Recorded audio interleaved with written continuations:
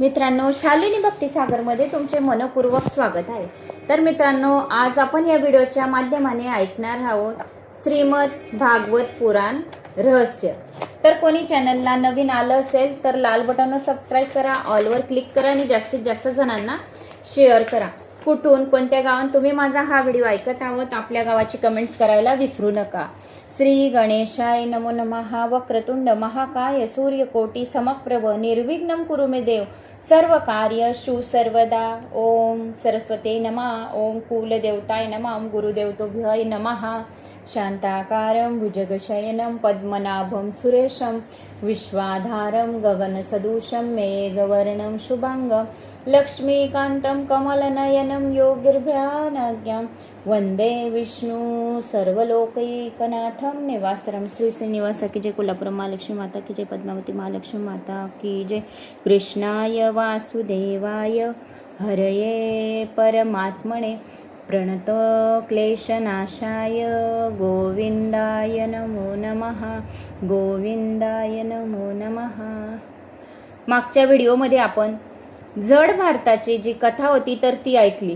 कारण जो भरत होता तर त्याला भील राजाने भद्रकालीला म्हणजे भद्रकालीच्या ठिकाणी त्याचे काय करायचे होते, त्यांना मुंडन करायचे होते, म्हणजे त्याची बळी द्यायची होती। पण तो इतका साधा सुधा होता की साक्षात भद्रकाली मूर्तीतून बाहेर आली आणि भील राजाची तलवार आपल्या हाती घेऊन त्या राजाचीच त्यांनी भद्रकालीने मान कापली आणि त्याचे मस्तक हाती घेऊन चेंडू सारखी खेळू लागले। ज्ञानी भक्त मानतात की सहस्रबाहू भगवान त्यांच्या रक्षणासाठी सदैव सज्ज आहेत।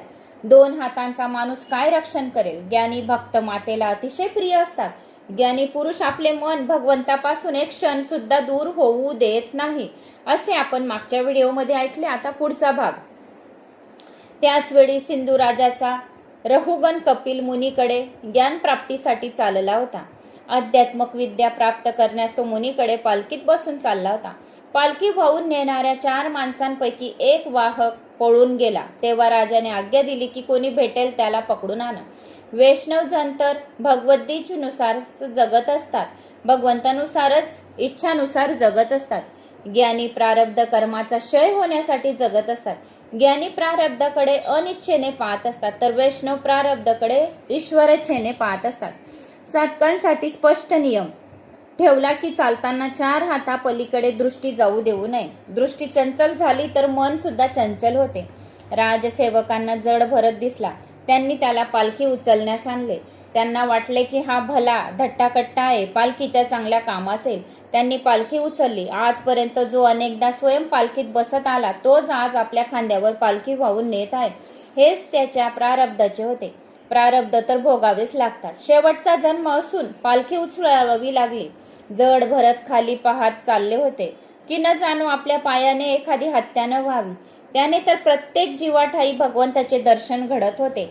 जड भरताला वाटत होते हा भरत कोण होता, ज्याला मृत्यू समयी मरता मरता त्याने हरणीच्या पाडसाचे स्मरण केले। स्मरण केल्यामुळे त्याला कोणता जन्म प्राप्त झाला, हरणीचा। कारण की हरणीच्याच पाडसाचं स्मरण केले, मृत्यू समयी भगवंताचं स्मरण केले नाही, म्हणून त्याला हरणीचा जन्म प्राप्त झाला। आणि हरणीचा जन्म ज्या वेळेस प्राप्त झाला होता त्यानंतर त्याला परत मनुष्य यवनीची काही इच्छा बाकी होती, तर त्या मनुष्य यवनीत आता ते हरिण जन्माला आलेलं आहे। तर त्याचं नाव जड भरत असं आहे या कथेमध्ये। पण हा जड भरताला मागच्या जन्माचे त्याला आठवण होते की आपण हरणीच्या जन्मामध्ये होते, म्हणून आपण आता ह्या जन्मात मनुष्य जन्मात आपल्याला फक्त भगवत प्राप्ती करून घ्यायची आहे, कोणाशीच काही बोलायचं नाही, मौन धारण करायचं आहे। तर आता हा जड भारत काय करत आहे, खाली बघूनच चालत आहे की न जाणो काही आपल्या चालण्याने काही जणांचे छोटे छोटे जीवांचे जीव न जाये आणि त्याचे हत्या केल्याचे आपल्याला पाप लागेल, म्हणून तो काय करत होता, खाली बघूनच चालत होता। कारण की आपल्या हातून आपल्या पायाने एखादी चिडी मुंगी हत्या न हो आणि त्याचे काय होते, पाप लागते। एखादी मुंगी बी मारली तरी त्यांना तर प्रत्येक जीवाठाई भगवंताचे दर्शन होत होते। जड भारताला वाटत होते की आता माझे प्रारब्ध संपत आहे, मरेल तर माझे शरीरच, मी तर नारायण मध्ये विलीन होऊन जाईल। मला सावध राहायचे, सावध न राहिले तर काम क्रोध लोभ डोक्यावर चढतील. निर्भय व्हा. निर्भयता तेव्हाच येत असते की जेव्हा जीव नेहमी परमेश्वराच्या सानिध्यात सतत अनुभव घेत राहतो. जड भरत रस्त्याने चालताना भगवंताचे स्मरण करीत चालत होता. चित्त शुद्ध व्हावे म्हणून त्याची आतुरता वाढवण्यासाठी भगवंत जड भरताच्या हृदयात अदृश्य झाले. भगवंत दिसत नसल्यामुळे जड भरत व्याकुळ झाला आणि रडू लागला. मला जगात भटकायचे नाही. नाथा, मला कधी आपल्या शरणात घ्याल? माझे प्रारब्ध केव्हा संपेल? अजून मला दर्शन का तुमचे घडत नाही आहे? असे म्हणत तो रडू लागला. जड भरताला रस्त्यात एखादी मुंगी दिसली तर ती उडी मारीत. उडी मारल्याने पालखी हलवून राजाचे डोके पालखीच्या दांड्याला लागत असे. राजा सेवकांना म्हणाला, वाहकांनो, ठीक रीतीने चला, मला त्रास होत आहे. जुने 3 सेवक म्हणाले, महाराज, आम्ही तर नीटच चालत आहे. हा नवा सेवक मात्र नीट चालत नाही आहे. कधी थांबतो तर कधी उड्या मारतो, तर कधी धावतो, तर कधी हसतो, तर कधी रडतो. हा पागलच दिसत आहे. हा नवा सेवक हाच त्रास देत आहे तुम्हाला. राजा जड भरताला टोचून बोलू लागला, का रे, तू अगदी रोड दिसतोस की नाही? तुला तुझे शरीर किती अशक्त आहे म्हणून का तू असा चालत आहे? रहुगण भरताकडे लक्ष देऊन पाहू लागला. भरत काळजीने खाली पाहून चालू लागला. पायाखाली कुणी जीव चिरडला जाऊ नये म्हणून, नाही तर पाप लागेल असे त्याला वाटत होते. जड भरताला मुंगीत सुद्धा देवदर्शन होत होते. कृष्ण काही एका ठिकाणीच थोडी वास करत नसतो, तो सर्व ठाई राहतो. सर्व ठाई जो कृष्णाचे दर्शन घेतो तो खरा वैष्णव होय. जड भरताने राजाच्या बोलण्याकडे लक्ष दिले नाही. एका मुंगीला पाहून भरताने उडी मारली. तोच राजाचे डोके पालखीच्या दांड्यावरून पुन्हा आदळले. राजाला हे सहन झाले नाही. तो रागाने भरताला अपमानास्पद बोलू लागला, अरे, तू जिवंत असून मेल्यासारखा दिसत आहे. तुला कळत नाही. नीट रीतीने चाल. राखेच्या खाली झाकलेला अग्नी जसा ओळखू येत नाही तसा ब्रह्मचिंतनाने लीन झालेला ज्ञानी ओळखला जाऊ शकत नाही. एकदा पुन्हा राजाचे डोके दांडीला लागले. तेव्हा मात्र राजाला फार संताप आला आणि म्हणाला, मी रहुगण राजा आहे, तुला दंड देईन. राजाचा एकही पैसा घेतला नाही की त्याचे काही खाल्ले नाही, तरी तो जड भरताला दंड देण्यास तयार झाला. जड भरताला मारण्याचा राजाला काय अधिकार आहे? राजा अहंकारी होता, मदांत झाला.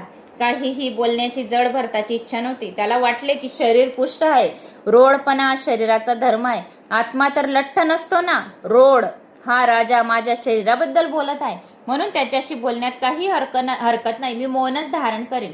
नंतर जड भरताच्या मनात विचार आला की माझ्या अपमानाला काही किंमत नाही. मी ज्याला खांद्यावर उचलले आहे तो रहुगण राजा जर नरकवासी झाला तर भूलोकावर सत्संगाचा महिमा नष्ट होईल. लोक म्हणतील की महाज्ञानी जड भरताने ज्याला खांद्यावर वाहिले तो नरकवासी झाला. जगात सत्संगाचा महिमा फार मोठा आहे. काही झाले तरी ज्या अर्थी मी राजाला खांद्यावर घेतले आहे तो अर्थी मी त्याचा उद्धारही करीन. त्याने राजाला उपदेश करण्याचा निश्चय केला. सत्संगाचा परिणाम नष्ट होऊ नये म्हणून जड भरताने मौन सोडून बोलण्याचे ठरवले. आजपर्यंत तो मौनच धरत होता, पण राजाची त्यांना दया आली आणि त्यांना बोलण्याची इच्छा झाली. राजाचे कल्याण व्हावे. कपिल मुनीच्या आश्रमात राजा तत्वज्ञानाचा उपदेश घेण्यास जात होता. उपदेश घेण्यास जायचे असे दर 3 होऊन नम्र होऊन गेले पाहिजे. हा राजा तर मोठा अहंकारी सोबत घेऊन जात आहे, मोठा डामडोलाने पालखीत बसून जात आहे. असा हा अभिमान सोबत घेऊन जाईल तर ऋषी त्याला काय ज्ञान देतील? काय ज्ञान देणार नाहीत. आज मी त्याला अधिकार बनवेन. रहुगण राजा भाग्यशाली होता, संत मितभाषी असता. सुदामाही कम बोलत असत. मौन पाळल्याचे मायेचे बंधन तुटत असत. माझ्यासारख्याचा अपमान मी सहन करेन, पण भगवंताला मात्र सहन होऊ देणार नाही. ये याला शिक्षा करतील असे वाटून जड भरताला बोलण्याची इच्छा झाली. राजाचे कल्याण व्हावे असे भरताला वाटत होते. बोला तर असे बोला की ऐकणाऱ्याचे कल्याण होऊ. भरत म्हणाला, हे राजा, तू म्हणतोस तसा मी लठ्ठ नाही हे सत्य आहे, पण तू असे म्हटल्याने माझी निंदाही झाली नाही व माझा उपवासही झाला नाही. लठ्ठपणा व रोडपणा शरीराचे धर्म आहे, त्याचा आत्म्याशी काही संबंध नाही. हे राजन, जिवंत असून मी मेल्यासारखा आहे असे तू म्हणालास ना, ते खरे आहे. कारण सर्व जग जिवंत असून मेल्यासारखे असते. ही पालखी ही मृत आहे आणि त्यात बसणारा तू पण जिवंत असूनही मेल्यासारखा आहेस. सर्वच विकारी वस्तूंना आदी अंत असतो. जो जन्माला आहे तो मरणार आहे. राजा, तू पण मेल्यासारखाच आहे. हे शरीर प्रेतासारखे आहे तुझे. आत्मा आणि शरीर यांचे धर्म भिन्न आहे. आत्मा निर्लेप असतो. आत्मा मनाचा द्रष्ट आहे, साक्षी आहे. ज्ञानी पुरुष ईश्वराशिवाय अन्य कुणा वस्तूला व्यक्तीला सत्य मानित नाही. सर्व जीवाठाई परमेश्वराचा वास असतो. मग त्यात कोण राजा आणि कोण सेवक? व्यावहारिक दृष्टीने हा भेद आहे, पण सात्विक दृष्टीने तर मी आणि एकच आहोत. राजा एक ईश्वर केवळ सत्य आहे. तू मला जे म्हणालास मी तुला मारील, तर मला असे सांग की शरीराला मारल्याने माझी चाल तर बंद नाही होणार ना, बदलणार नाही ना? माझ्या शरीराला मारण्याने मी सुखी किंवा दुखी होणार नाही, तर सर्व जड शरीराचे धर्म आहे. शरीराला शक्ती देते मन, मनाला शक्ती देते बुद्धी, बुद्धीला चेतना देतो आत्माराम. अर्थात शरीराचे धर्म मला प्रभावित करीत नाही. राजा, मी अशासाठी असा वाकडा तिकडा चालत आहे की मुंगी वगैरे माझ्या पायाखाली येऊन कुठे चिरडली जाऊ नये, चालता चालता माझ्याकडून काही पाप घडू नये असे वाटून मी उडी मारत आहे. माझे सर्व कृष्ण अर्पण आहे. सर्वत्र विराजमान भगवान श्री कृष्ण आहेत. या मुंगीत सुद्धा परमात्मा आहे. मी मुंग्या किंवा इतर जीव जंतू यांच्याकडे लक्ष देऊन चालतो आहे, कारण माझ्या पायाखाली चिरडले जाऊ नयेत. मुंगीत सुद्धा परमेश्वर आहे असे समजून मी कृष्णाचे चिंतन करीत चालत आहे. तेव्हा माझी चाल जर अशीच राहील तर जड भरताचे विदुता प्रचार भाषण ऐकून राजाला वाटले, नाही नाही, हा पागल नाही, हा तर कुणी परमहंस दिसतोय, हा ज्ञानी महात्मा आहे असे वाटत होते. हा कुणी अवधूत संत आहे, हा तर वेदांताचे कठीण सिद्धांत बोलत आहे, याची ब्रह्मनिष्ठ अलौकिक आहे, त्याचा अपमान करून मोठा अपराध केला आहे असा विचार करून राजाने पालखीतून एकदम उडी मारली. जो मारण्याला तयार झाला होता तो आता वंदन करायला लागला. जड भरत निर्विकारी होता. रघुगणाने अपमान केला होता तेव्हा आता तो सन्मानपूर्वक वंदन करीत होता. त्यावेळी तो समाचित्तच होते. ना खेद ना हर्ष, ना क्रोध, ना दुःख, ना सुख. संतांची परीक्षा मनोवृत्तीने होत असते, वस्त्राने नव्हे. सन्मान व अपमान झाला असता तीच समता त्याच ठाई दिसून येते. मानापमानात संतांची वृत्ती सम असते. वेशाने संत होणे सोपे आहे, हृदयाने संत होणे फार कठीण आहे. हृदयाने केव्हाही संत व्हायला हवे. रघुगणाने क्षमा मागितल्याने म्हणाला, आपला अपमान करण्याचे कधी कल्याण होणार नाही. राजा रघुगणाने विचारला, हा सर्व जगातील व्यवहार तर सत्य आहे, आम्ही मिथ्या कसे मानावे? जर वस्तुत असत्य असेल तर तिच्याने कोणतीही क्रिया होऊ शकणार नाही. जसे जड घट्ट स्वतः पाणी आणू शकत नाही. पुढे राजाने विचारले, आपण असे म्हटले की शरीराला दुःख होते, ते आत्म्याला होत नाही, पण मला तर असे वाटते की शरीराला कष्ट झाले तर आत्माही कष्टी होतो. याचे कारण असे की या शरीराचा संबंध इंद्रियांशी आहे, इंद्रियांचा संबंध मनाशी आहे, मनाचा संबंध वृद्धीशी आहे आणि बुद्धीचा प्रेरक आत्मा आहे. म्हणून जे दुःख शरीराला होत असते ते आत्म्यालाही होईल. चुलीवर भांडे असावे, भांड्यात दूध असावे व दुधात तांदूळ असावे. चुलीतील अग्नीने परस्पर संबंधामुळे दुधातील तांदूळ शिजून जातात. त्याप्रमाणे शरीराला होणारे दुःख आत्म्यालाही झाले पाहिजे. जड भरत म्हणाला, राजा, शरीर मन बुद्धी ही मिथ्या आणि जड आहे. आत्मा निर्लेप आहे, चेतन आहे, सत्य आहे. चुलीवरील भांड्यातील दुधात टाकलेले तांदूळ तर शिजून जातील, पण त्या दुधात जर दगड टाकले तर मात्र शिजणार नाही, कारण ते निर्लेप आहेत. आत्मा तर सर्वश्रेष्ठ निर्लेप आहे. सर्व दृश्य जग मनाची एक कल्पना आहे. राजा, मन विकृत झाले तर जीवनही विकृत होते. म्हणून जर मन शुद्ध असेल तर आत्म्याला मुक्ती मिळते. एकदा माझे मन एका हरणीच्या पाडसात गुंतले होते, म्हणून मला मृग योनीत जन्म घ्यावा लागला. कारण माझे मन एका हरणीच्या पाडसामध्ये मृग योनीमध्ये गुंतलेले होते, म्हणून मला हा एक जन्म मृग योनीत घ्यावा लागला. आता मी सावध झालो आहे राजा. उपदेश व्यवहारिक मनाचा आहे. आईला आपल्या मुलांचे ओझे वाटत नसते, कारण की तेथे मनाची ममता काम करीत असते. आईला आपले मूल फुलासारखे हलके वाटत असते, दुसऱ्याचे मूल मात्र भारी वाटते. आपले स्वतःचे मूल फुलासारखे वाटते आणि दुसऱ्याचे मूल भारी वाटत असते. त्याचे कारण असे की मन म्हणत असते की हा माझा आहे. मन काय म्हणतो? हा माझा मुलगा आहे आणि हा परका आहे. राजा, हे तर सर्व मनाचे धर्म आहेत, हे सर्व मनाचे खेळ आहेत. या मनाच्या खेळापायीच तर एकदा हरिण व्हावे लागले होते मला. मन सुधारले तर जग सुधारते. मन हरणाच्या पाडसात गुंतलेले होते, म्हणून मला पशु व्हावे लागले. राजा, तू तर एका कश्यप देशाचा राजा आहेस, मी तर अखिल भरतखंडाचा सम्राट होतो, तरी माझी दुर्दशा अशी झाली. गुणारुक्तम व्यसनाय जंतम क्षेमाय व निर्गुणम मथ्थो मनास्यात. म्हणजे विषयसक्त मन जीवाला सांसारिक संकटात फसवत असतं आणि तेच मन विषयरहित जीवाला शांतिमय मोक्षपदाची प्राप्ती करून देणारे ठरते. जीवाच्या सांसारिक बंधनाला कारण मनच असते आणि तेच मन जीवाच्या मोक्षाला सुद्धा कारण ठरते. मन एवं मशुनाम कारण बंध मोक्षयो. मनुष्याचे मन विषय शक्त जर झाले तर ते सांसारिक दुःख देणारे ठरते. विषयांचे चिंतन करणारे मन विषयात फसून जाते. तेव्हा ते मनाचे बंधन आत्मा आपले बंधन मानतो, आपल्यावर वृथा आरोप करून घेतो. हा सर्व मनाचा दुष्टपणा आहे. म्हणून मन भगवंतात स्थिर करा. तुम्ही आपल्या मनाला शिक्षा कराल तर यमराज तुम्हाला शिक्षा करणार नाही. ज्या दिवशी जीभ खोटे बोलेल त्या दिवशी उपवास करत जा. ज्या दिवशी काही आपल्या हातून पाप झाले, या ज्या दिवशी आपण काही खोटं बोललो त्या दिवशी अन्न ग्रहण करावे नाही.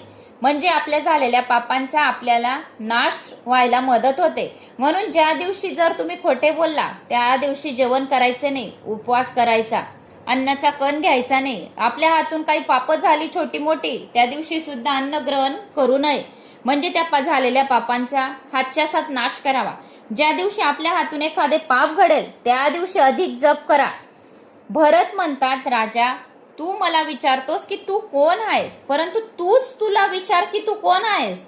तू शुद्ध आत्मा आहेस. जागृती, स्वप्न आणि सुषुप्ती या तिन्ही अवस्थांचा साक्षी कोण आहे? साक्षी आत्मा आहे.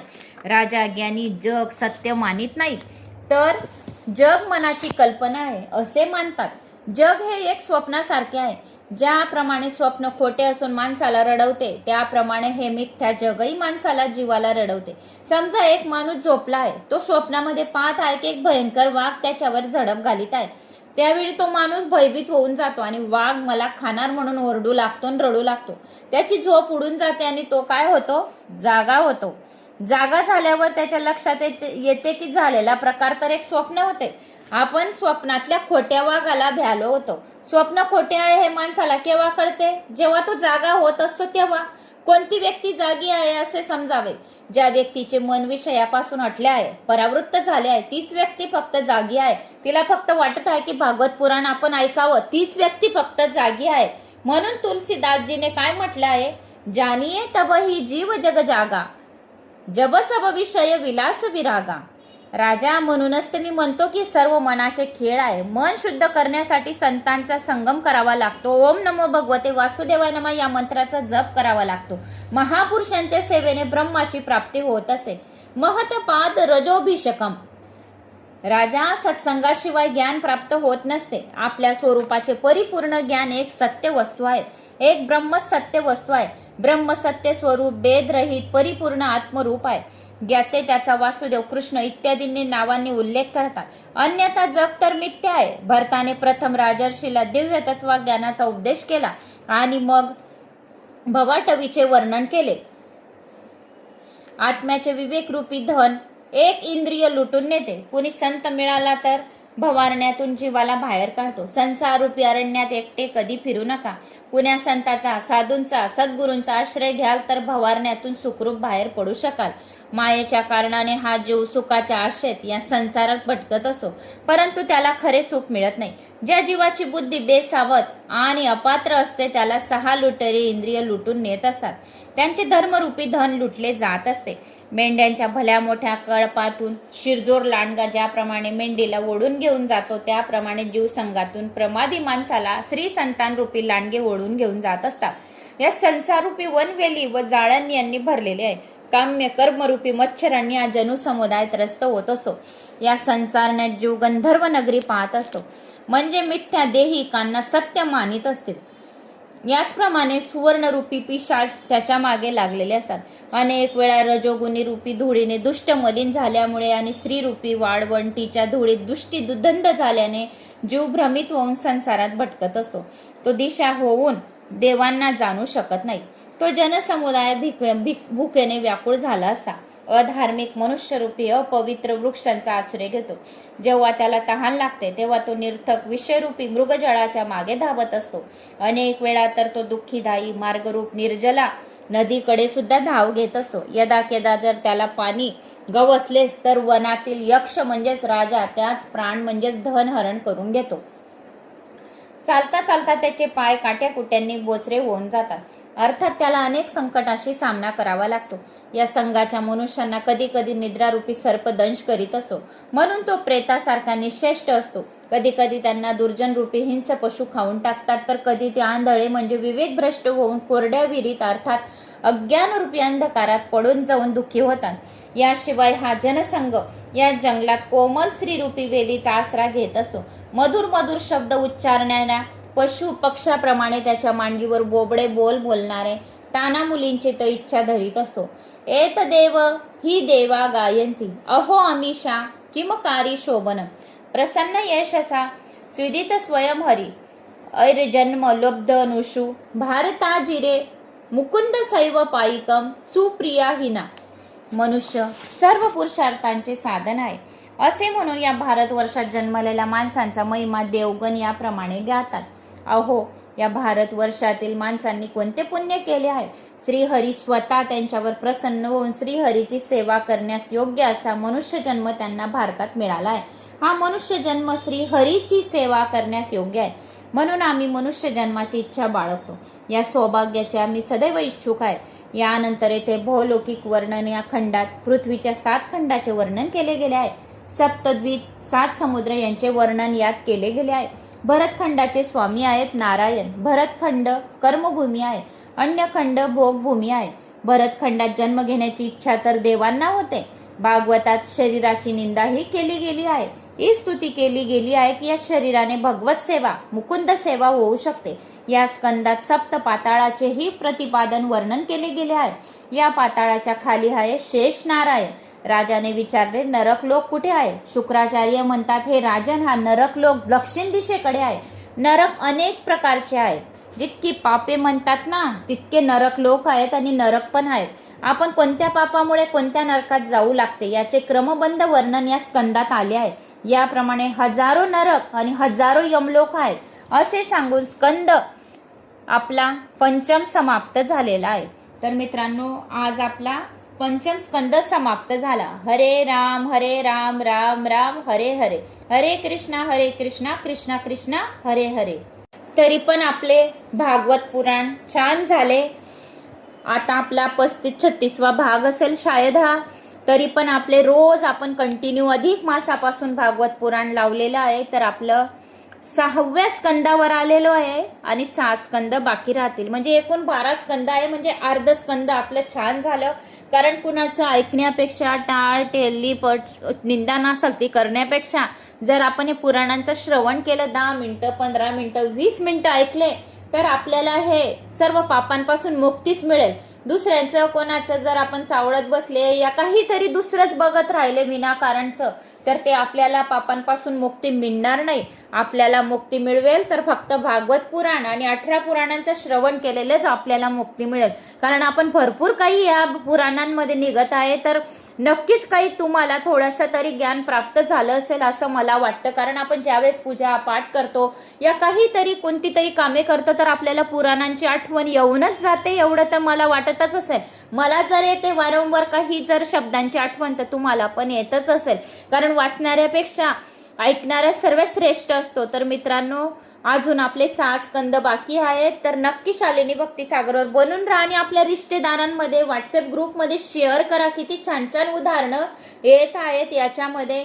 तर आता पुढे खूप छान आहे. अजून याच्या पुढे 6व्या स्कंदापासून अजून पुढे छान आहेत. कारण की हे कोणाला पुराण सांगितलं जात आहे परीक्षित राजाला मोक्षासाठी. परीक्षित राजाला जर मोक्ष मिळू शकतो तर आपल्याला का मिळू शकत नाही हे मनामध्ये ठेवूनच चाला तुम्ही. तर आपल्याला सुद्धा मोक्ष प्राप्ती होईल. आणि या पुराणातून एक सुद्धा शब्द स्किप करत नाही. पूर्ण जसंच्या तसं तुम्हाला सांगत आहे. कारण स्किप करून काही फायदा नाही. परत पुढे पुढे जाऊन काही फायदा नाही. म्हणून आरामाने व्यवस्थितच तुम्हाला सांगत आहे. आणि मी सुद्धा स्वतः आचरण करत आहे. तर असेच आचरण करण्यासाठी कमेंट्स लाईक शेअर नक्की करा.